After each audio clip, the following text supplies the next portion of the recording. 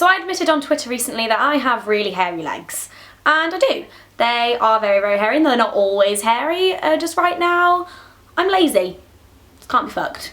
And then on Twitter we got into this big discussion and debate about female body hair. For those of you who don't follow me on Twitter, although you really should, I'm just going to read some of the responses that I got. I love my hairy legs and hairy armpits, hairy everything. It shouldn't even be a matter in the first place. Grow, shave, colour it, do whatever you want with it. No shave November? Psh, no shave winter. I have no opinion on the basis they are not my legs. It's nobody else's business and you shouldn't shave just to meet society's expectations of beauty. Nothing wrong with women having control over their own assets, although smooth legs are damn sexy. I have a personal opinion on what I find attractive, which massively opposes my views on women's right to choose what they do. When it comes down to it, I believe that it's a personal choice what you do with your hair. Leg hair, pubic hair, armpit hair, facial hair, hair. I personally love having smooth legs, especially in the summer when I have my legs out. It makes me feel a lot more confident, it makes me feel a lot more sexy. I have this inner conflict as to whether I actually genuinely like having smooth legs, or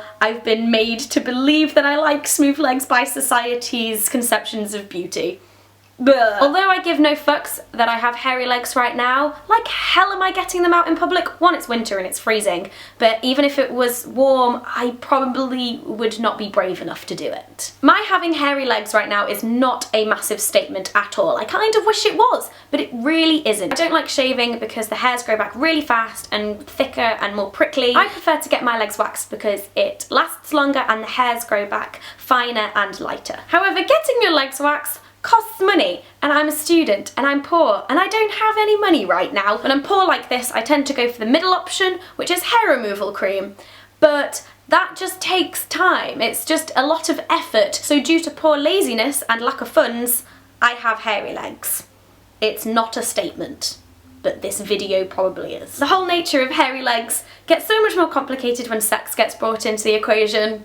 Really does. So one time I was in a sexy situation and it was clearly about to happen, and I suddenly got really self-conscious because I knew that my legs were quite hairy, and I said to the guy, I was like, oh, I hope you don't mind, but I've got hairy legs, like an idiot. And he was just like, no, of course I don't mind. And then that made me realise, do you know what?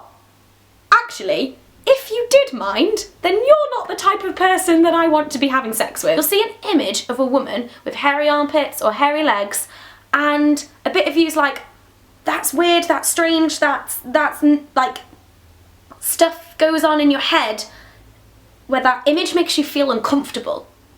And that shouldn't be the case. Whereas you see a man like that, and that image doesn't question anything, that's just like, you're like, that's normal, that's fine. Like, you don't even think about it. But you see an image of a woman who's hairy and suddenly you feel awkward. Or disgusted in some cases. So what have we learned from this? That we should follow Hannah on Twitter. And that it's complicated. Or is it? Or is it actually really simple? And it's just do what the fuck you want with your legs. And also, you shouldn't care about what the fuck other people do with their legs. And then we'll all get along.